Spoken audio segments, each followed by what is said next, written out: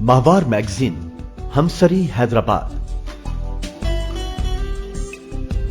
शुमारू मार्च 2021 है। सिंध जे नामियारे शायर मोहतरम इमदाद हुसैनीअ जी सालगिरह जे हवाले सां मंसूब सालगिरह नंबर में कूड़ बि आहे ॾाढो पुराणो। इन उनवान हेठि मोहतरम शौकत उजण जी तहरीर आवाज़ साकिब अबड़ो पेश खिदमत आहे।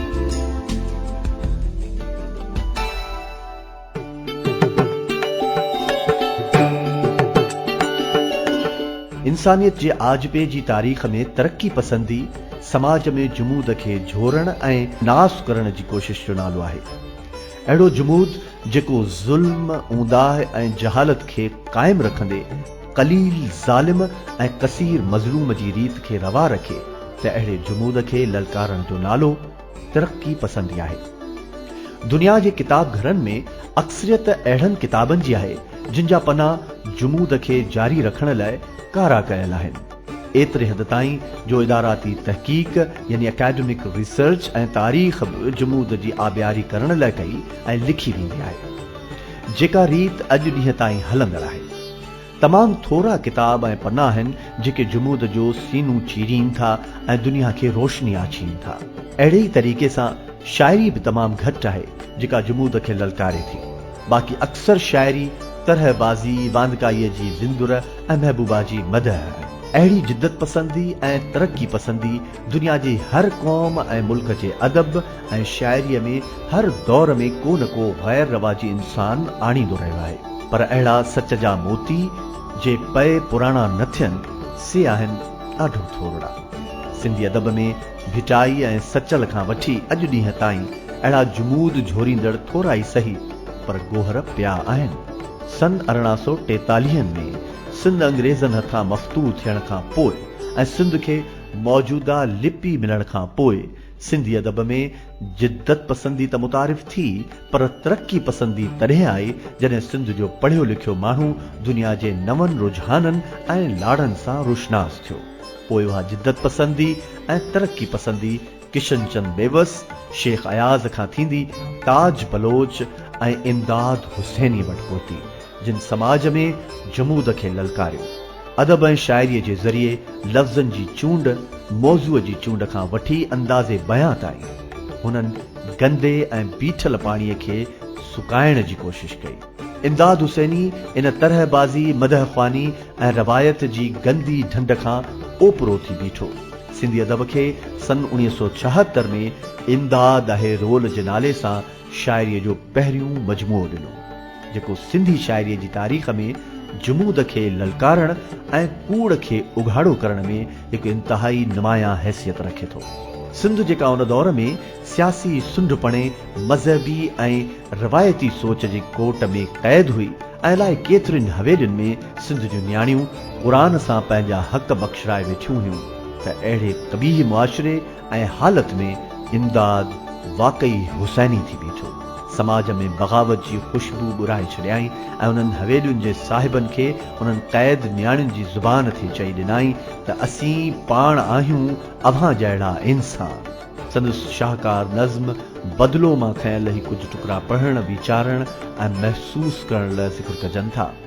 मगर साईं जिन खे इहा ॼाण आहे त लाॾनि ऐं कोॾनि सां पालियल निपायल सभागियूं, सदोरियूं, सगोरियूं, कुंवारियूं, मुहबत जूं बुखियूं उञायल उञायल, उझाणल उझाणल, सिकायल सिकायल, ख़ुदा जिन खे पंहिंजे हथनि सां ठाहियो, बदन जिन जो रेशम, अतलस ऐं अखियूं, शराबन तहूरा शराबन तहूरा, जे कोटनि जे आहिनि कफ़स मंझि क़ाबू, अव्हां जिन जी झोलीअ में क़ुरान पाए चयो ही आहे अव्हां जो सभु कुझु, अव्हां जूं अखियूं, ख़्वाहिशूं, जिस्म हुन जो ई आहे।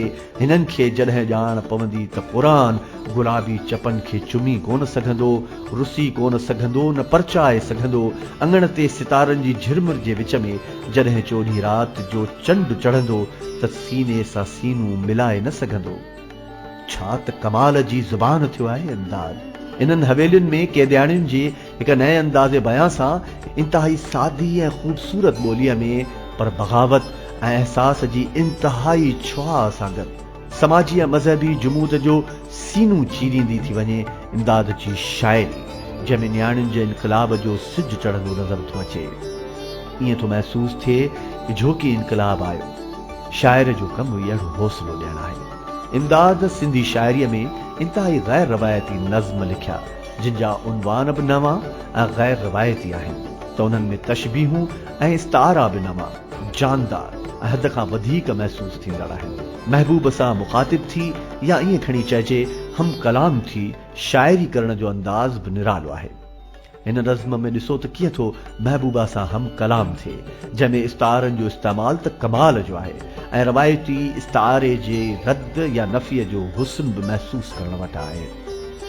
ईद जो चंड त नाहियां जो निहारी मूंखे, मां वियल वक़्तु त नाहियां जो पुकारी मूंखे, तुंहिंजी तस्वीर त नाहियां जो ॾिसियो पेई ॾिसी, तुंहिंजो आईनो त नाहियां जो उजारी मूंखे, आऊं को ज़ख्म त नाहियां जो छुटी झट पवां, आऊं का याद त नाहियां जो विसारी मूंखे।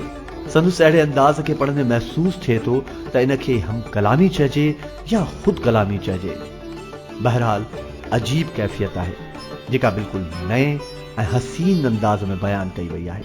हिते अंग्रेज़ी अदब जो शाइर रॉबर्ट ब्राउनिंग थो यादि अचे, जंहिंजा जग मशहूर मोनोलॉग्स बि हिन ई तर्ज़ ते महबूबा सां मुखातिब आहे।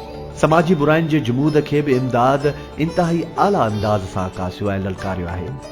नज़्म अहिड़ो जो गुफ्तगू थी लॻे, ॻाल्हि अहिड़ी जो पढ़ण ऐं ॿुधण सां नशो थो चढ़े, हक़ीक़त अहिड़ी जो माण्हूअ जी जिस्मानी फितरत जो अक्स थो लॻे। गौर सां वीचारियो त अहिड़ी हालत खां बेज़ारी महसूस थींदी। ए सभु ॻाल्हियूं हिक ई नज़्म में करण कमाल जो जादू आहे। संदसि नज़्म चकलो पढ़ी ॾिसो।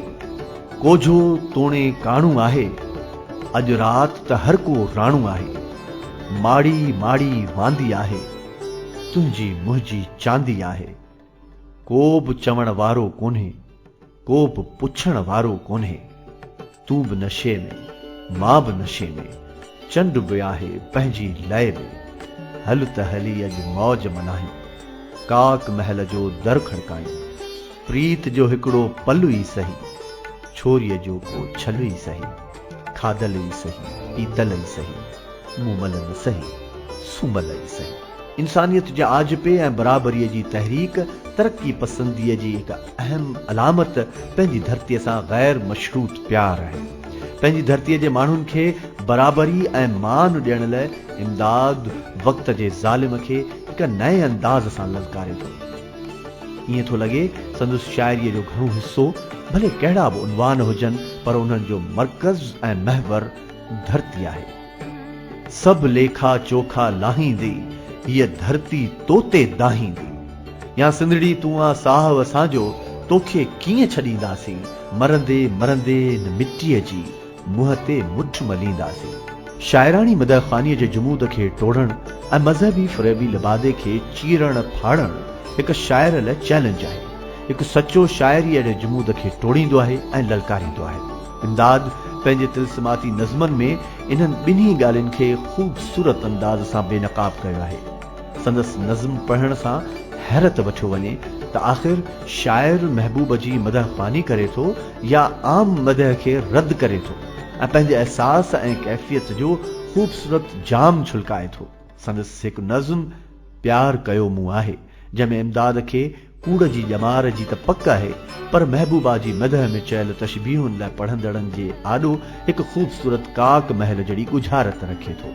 प्यार कयो मूं आहे हिकिड़ी अहिड़ी गोरीअ सां, काक महल जी छोरीअ सां, जंहिंजी चेल नज़र अचे थी, जंहिंजो कद मीनार न को शमशाद, जंहिंजो तन इस्लाम न को इल्हाद, जंहिंजो चेहरो वेद न को क़ुरान, जंहिंजूं अखियूं अखियुनि जहिड़ियूं, तो जहिड़ी ऐं मूं जहिड़ी जंहिंजी चाल, न सबा ख़राम न हिरण जा छाल, पुराणियूं आहिनि सभु तशबीहूं, कूड़ बि आहे ॾाढो पुराणो मज़हब वारो।